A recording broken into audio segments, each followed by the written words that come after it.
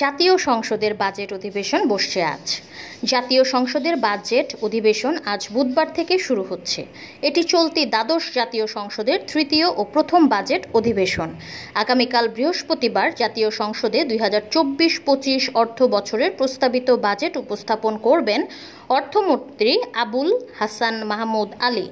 আজ বিকেল 5টায় সংসদ অধিবেশন শুরু হবে। বৈঠকের আগে জাতীয় সংসদের কার্য উপদেষ্টা কমিটির বৈঠকে ঠিক হবে এবারের অধিবেশন কতদিন চলবে। সাধারণত বাজেট অধিবেশন দীর্ঘ হয়।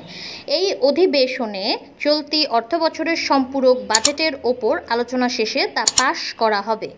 এরপর অধিবেশন জুড়ে আগামী অর্থ বছরের প্রস্তাবিত বাজেট নিয়ে আলোচনা করবেন সংসদ সদস্যরা। 30শে জুন বাজেট পাশ হওয়ার কথা রয়েছে।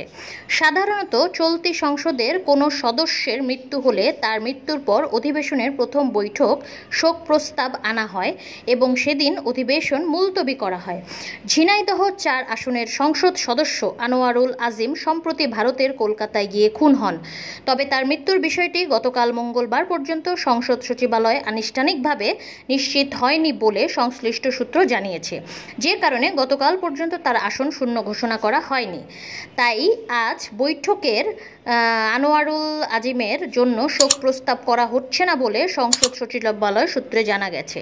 এ বিষয়ে আপনার মতামত এবং পরামর্শ জানাতে কমেন্ট করুন এবং আমাদের চ্যানেলটি সাবস্ক্রাইব করতে ভুলবেন না। ধন্যবাদ।